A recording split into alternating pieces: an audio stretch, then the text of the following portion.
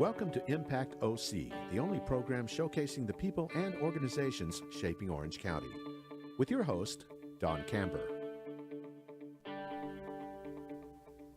Hello, live from the OC Talk Radio studios at UCI's Beal Applied Innovation Center. I'm OC Talk Radio Public Affairs Director Don Camber with another great guest impacting our community in a positive way. Today, I welcome OC Human Relations Commission Chairwoman Joanne Matsuba. Thank you, Joanne, for being on Impact OC. Thank you so much, Dawn, for having me here today. The OC Human Relations Commission is an official government commission by the Orange County Board of Supervisors. Its mission is to seek out the causes of tension and conflict, discrimination, and tolerance with the attempt to eliminate the causes. Joanne, please explain how the commission does this. Well, first I'd like to say, Dawn, that the Orange County Human Relations Commission is made up of 11 commissioners. We are all seated, either appointed by our district supervisor or a selection committee from their city. I joined the commission in August of 2019, and I just feel privileged to be a part of this team. I'm really committed to eliminating hate in Orange County, and I just think it's so important that we get on top of this. I guess I want to say that there's good news and bad news. The good news is that our community is so diverse, so eclectic, and it's just such a beautiful place to live. But the bad news with that diversity comes intolerance and hate. And we are sadly seeing that more and more in the past couple of years in Orange County. So what we are doing as a commission is educating the community. We are reaching out, forming bonds between different smaller communities within the Orange County community. We're bringing different cultures together. We want people to understand the importance of accepting others, respecting them, respecting their culture, being willing to learn about them. And by knowing about each other, then we can accept each other and learn to live together. Define prejudice, define hate. So prejudice is prejudice actually can be a like or a dislike of someone because of a specific reason or specific trait or specific persuasion. It can be due to religion or race or sexual preference or gender. Usually people are drawn when they are prejudiced against someone, they without even getting to know them, they just form these opinions without knowing even what they're about. They can like them because they think they're of a certain persuasion or they think something about them. So it's just really prejudging. It's in the word. It's prejudging someone without even knowing what they're about. And then hate crimes that we see are any type of crime that takes place, assaulting or a defacement of someone's property, just for these same reasons, because of their race, because of their religion, their sexual orientation, something that is done as a crime against someone. What kinds of hate crime are there in Orange County? Sadly, many types and too many. We've seen defacement of property. We see, the swastikas put on synagogues. We have seen, people followed home and then beat up. We've seen, very sadly, I think about 4 or 5 years ago was when Blaze Bernstein was killed because he was a young gay Jewish man. And so there's so many different levels and so many different things that we've seen in our community. So how does your commission operate to try to change the view on these things? Well, what we have been working towards is, and what we do is making a space where people can get together and talk, making a space where we can educate. We have been very focused on young people. And as here again, there was just a big incident at the high school, Laguna Hills High School, where a young student was being racial slurs were being thrown in his direction on the basketball court. So we start as young as possible and try to make people understand. By knowing each other, we learn about each other. On the high school and junior high school level, we had a program in 2020 called To Know Better. And we invited students to use their creativity to come up with a plan or a way of making others aware of the hate going on in our community. And it was so well received. And this was a lot of Asian hate had come into play because of COVID. And it was very well received by the students. I think we had over 150 schools that participated with, 150 entries out of 29 different schools. And just beautifully done. These kids get it. And they really were so passionate about expressing why they want to see their community without hate. And we had artwork, we had dance performances. It was just multimedia. So out of that, we had 5 winners, one from each district, and each school was given $5,000 to put towards working programs for anti-hate. So, what's the root cause of all this? Dawn, that's a very good question. It's it's hard to say. It's sad to say that young people, that we see young people, high school age and even younger, that are participating in hate activity. Are they exposed to it at home? Are they getting it from each other? It's really hard to say where it comes from, but we want to try to get rid of it. So you have other kinds of educational programs. We do. We have, we work in conjunction with the Orange County Human Relations Council, and they have programs within the school, and one known as Bridges, bringing kids together of different backgrounds and different cultures and having them appreciate each other. Education also for the adults and teaching, having sessions, listening session, bringing adults together so we can talk with each other, have dialogues.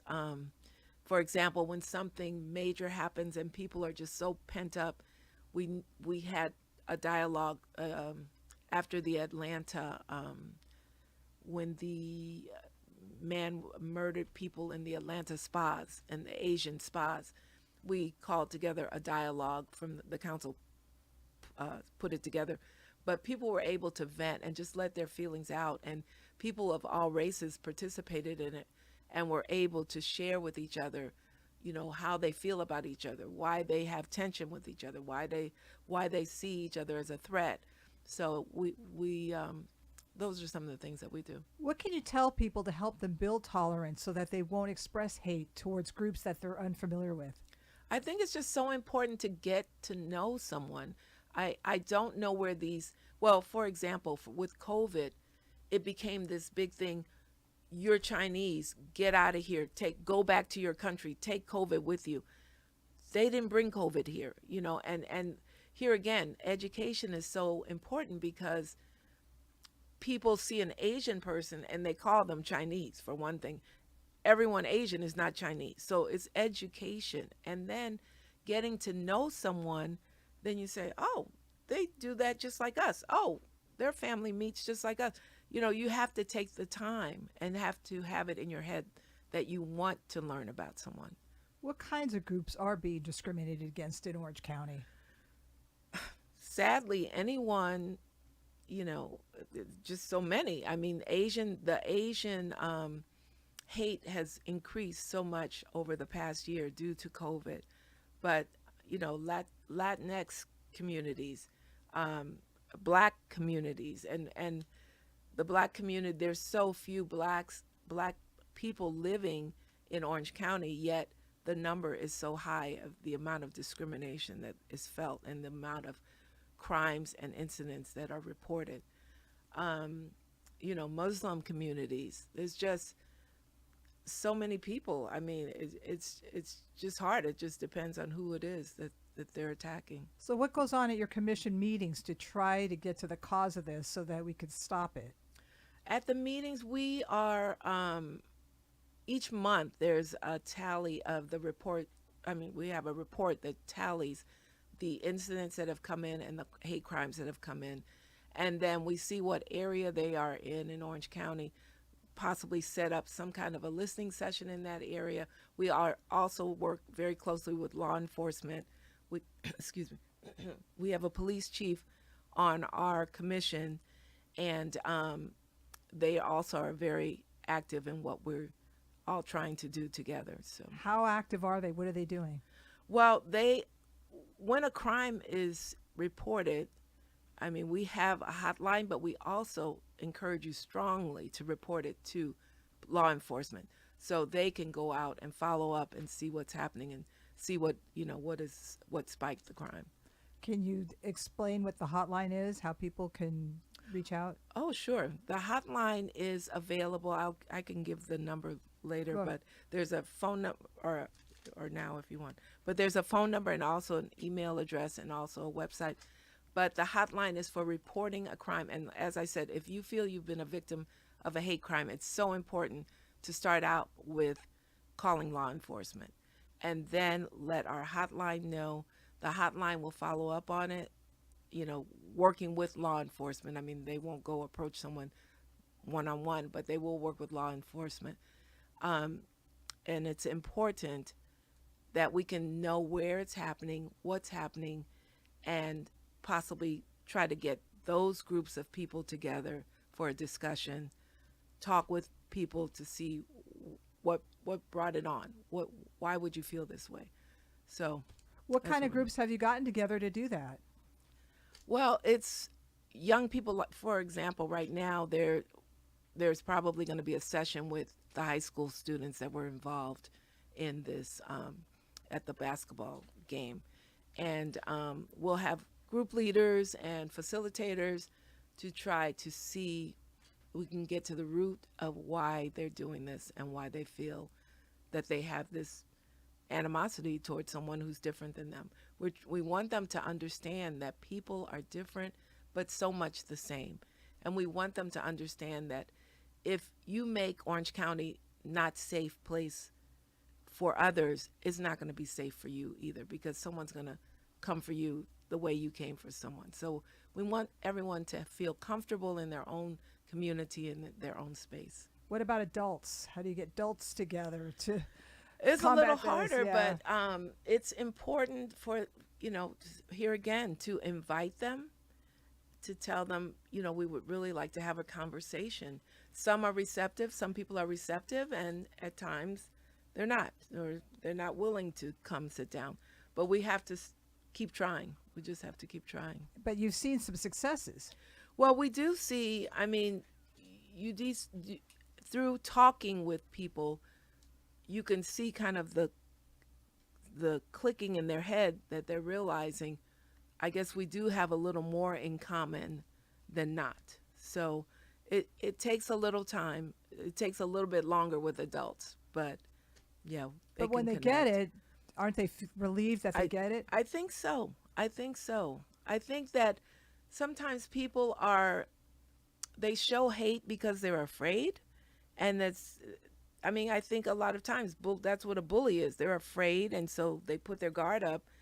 But then when they take the time to just, cool out and relax and understand what someone else is about, then it makes it a little bit easier. Now, can the public participate at your meetings?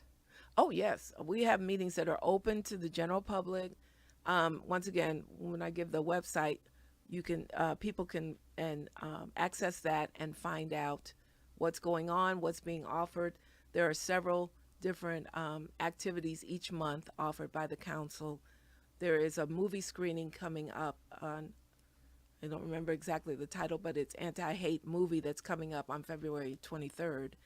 And you can find out about that on the website and register for the screening of the movie, and then there'll be a discussion. Now, you talked about the movie. council. There's a council and there's a commission. Explain. Yes, the council is made up. It's a nonprofit organization that's made up of a team that works closely with the commission. It kind of came out of the commission. The commission has been together for 50 years, and the council has been just celebrated 30 years. But they help to work along with the commission to get out into the community and secure anti-hate activities. So what happens when there's a reporting of a hate crime and you see a bunch of it, then you develop a program to try to combat it? That's, excuse me, that's essentially what we try to do, yes, according to what's happening. And, it's kind of day to day, depending on what's going on. And then the commission will report to the county board of supervisors. Yes, we do. Yes, we report directly to the And board explain of what goes on with supervisors. that. Well, the supervisors put us in place, and so they want to know what's going on. We're kind of out there in the community, their eyes and ears, and then we let them know what's going on, and then come up with a plan, and then we share it with the board of supervisors, and then they will make the decision if we're going to move forward with our plan. Which is an educational plan or a policy? Or a policy. And we're happy to say that we just received, let's see, it was in December 14th, the Board of Supervisors made a unanimous vote to affirm their commitment to backing us up, that they have given us $100 million, oh my goodness, sorry, $1 million. $1 million contract. I'm so sorry. $1 million contract to work on beefing up our anti-hate programs. And what do you intend on doing with it? Well, there is a plan in place, and I don't want to get too far ahead of that because Okay. there will be an official announcement of what our plan is, and we'll be announcing that next month. And what do you believe will occur as a result of this? I'm so hopeful, Dawn, that we will see we'll see changes in our community. We'll see people getting together and learning about each other, reaching out to each other, respecting each other better, and making Orange County a place that's safe, a safe place to live. Well, when someone Inclusive. notices somebody not behaving appropriately when it comes to discrimination, what do you recommend they do? Oh, definitely report it to the hotline. Get as much information as you can. Take notes. Do you have the hotline Take number? pictures. Yes, I do have the number with me somewhere. And take notes if you can get your camera out. Whatever you can do to make it, to share it. Yeah, the hotline number is 714-480-6580. That number again? 714-480-6580.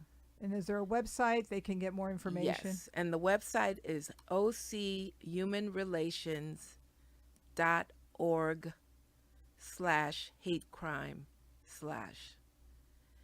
And also for reporting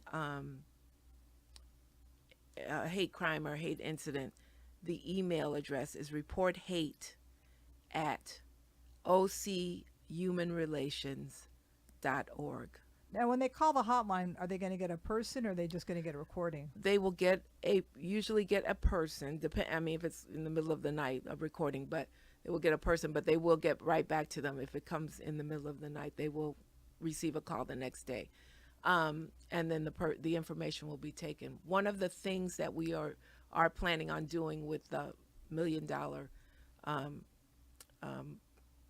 commitment is making sure that the hotline is accessible in as many languages as possible, and it's the major languages throughout Orange County. And oftentimes we find some different cultures are afraid to report things, and they feel there are different things culturally that they're affected by it. So sometimes it's an embarrassment. Sometimes they don't. There's a trust factor to it. So we're hoping once we get in their own language that they will feel more comfortable with reporting to someone that can really understand in their language. Thank you, OC Human Relations Commission Chairwoman Joanne Matsuba, for being on Impact OC. And I thank everyone for tuning in. I'm OC Talk Radio Public Affairs Director Dawn Camber. Have an impactful day.